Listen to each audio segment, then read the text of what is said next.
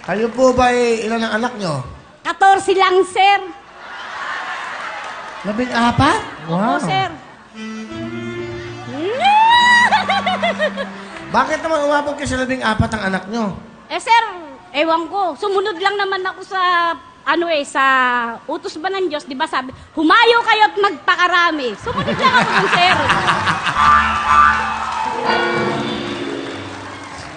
Pero, ilang buwan o isang taon ba ang diferensya sa panganganak? Taon-taon lang po. Taon-taon kayo? Taon-taon po, sir. Nangyari, nanganak ka ngayon. Tapos nun? Yan, pwede na naman. Yes. Masyado naman kayo nagmamahal ng asawa nyo, 14? Yun na nga, sir, Kung hindi pa ako naligate sa edad kong 38, malamang may 7 pang kasunod yung bunso ko, 10 taon. Ano pa nga, ilang taon ng panganay? 28, sir. Yung bunso? 10 taon po. Hindi ba magulo yun sa bahay na napakadaming pinapakain? Sir, hindi naman po. Kasi labandera ka lang kayo. Ibig sabihin, yun lang ang trabaho mo. Paano mong bubuhayin yung 14? Kung ano meron dyan, yan ang kainin nyo. Kung wala? Di wala. Pare-pares kami. Nga.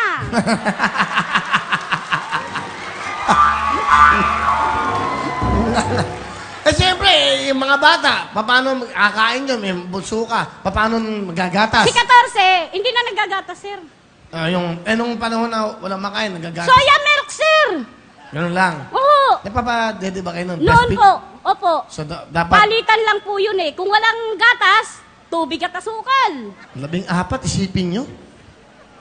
Ang hirap nun ah. Okay, pero masaya, no? Opo. Sa Pasko, hindi ba kayo nalilito ng pangalan? Hindi po. Basta si 14, palibasa, panghuli na siya. Hoy, 14, 13, uwi. Pasok sa bahay. Numero. Numero, sir. Parang si Ay, natanging ina, ganun ba? Opo. Si kunyari, si 1, 2, 3, pasok! Pasok kayo, kakain na kayo. Magluto kayo dyan kung may lulutuin. Tapos, tatawagin yung mga paano yung iba? Nakaupo na lang po. Nag-aantay ng kakainin. Yung mga, paano tinatawag? Numero? Pagka sinabi ko, mga anak, 14, lahat, pasok! Papasok na po sila doon. Okay. Hindi, parang nalalaman natin ng buhay. Totoong buhay, walang script. Di ba? Opo. Ang galing, nanay. Pero, alam mo, gusto ko yung attitude mo, yung pagkatao nyo, ha? Palaban sa buhay. Ganun talaga eh. Opo. Di ba? Sipin nyo, hindi ka pa buntis ngayon? Hindi na po. Ligate na, sir. Naligate na po sa edad na 38. Ngayon, 48 na ako. 38, ligated ka na? Opo, sa 14 ko. Talaga, grabe, no? Ano ba trabaho ng asawa nyo? Vendor po ng taho. Pakilala niyo po, Nanay Ana. Mga kaibigan, pinakikilala ko po ang gwapo kong asawa, si Larry! Yeah, boss! Kayo po, isang magkataho. Yeah, opo. Saan nyo nakilala si Nanay Ana? Dito na po sa Project 8. So, nung nakilala nyo siya, ano ba yan? Nag-live-in ba kayo? Nagpakasal kagad? Nagkaroon muna ng anak bago nagpakasal. So, ang inyo bang mister may tipo, guwapo, matangkad. Wala bang nang-chicks? Ay nako sir, nung una, ginawa niyang ganito. Palibasa. Sir, siguro naglilihi ako ng 3 buwan nun. Biro mo may dinate. Paano mo na? Samantalang ako hindi niya pinampanood na sini. Yung babae pinampanood niya na sini. Yan. Ano, totoo ho ba yun? Minsan lang po yun, sir.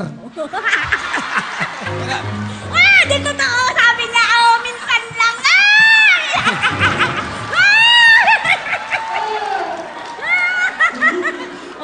Tapos nagdi-deny ba siya? Ano? Nagdi-deny pa. Sabi niya magtitinda ng tao. Huwag ka na magtinda ng tao. Iba naman tinitinda mo eh. Sabi ko. Sabi niya, huwag kang mag-alala. Sabi niya, hindi naman ako gumagastos yung babae. Kahit naka ako, mamili ka, siya o ako. Ikaw, sabi niya. Ngayon, napapanood kayo sa buong mundo. Eto na, anong gusto nyo sabihin sa mahal nyong asawa? Leng, kahit na nagagalit ka man sa akin, kahit na minsan hindi ako nagtitinda, hindi man ako papabaya naman sa bahay, bibili man ako, kung may pera, bibili man akong bigas eh. Tsaka ulam. Kahit wala ka, hindi ko na pinababayaan mga anak natin eh. Nagtataka ako sa inyo. Ang ganda ng misis nyo. 14 ng babae pa kayo. Bakit nyo ginawa naman yun? Mang Larry naman. Bakit? Hindi sir, natapat lang yun. Natapat? Oo. Ano gusto nyo sabihin sa mahal nyong asawa? Pa, kahit nagkamali ka na minsan, sana huwag mo nang uulitin. Mawawalan ka ng 14 anak dahil ilalayo ko sila sa'yo. I love you. Thank you.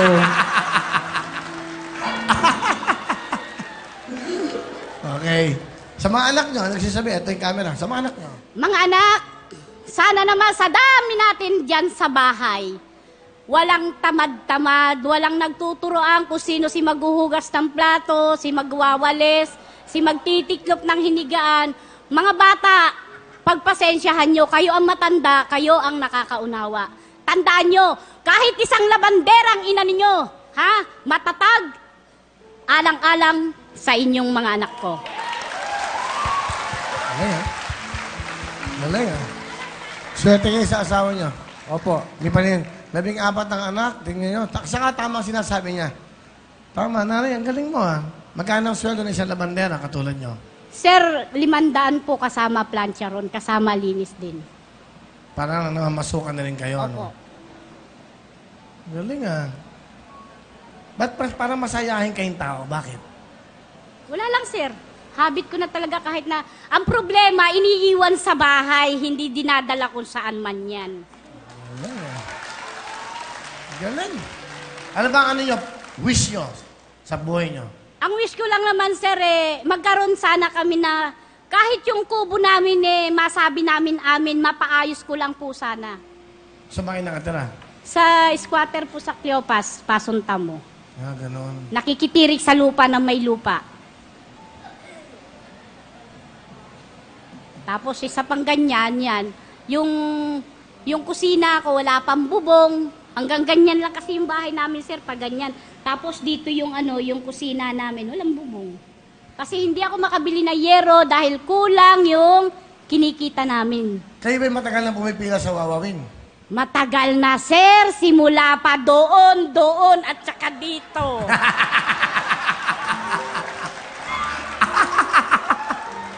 Ang dami kong naging karanasan dyan.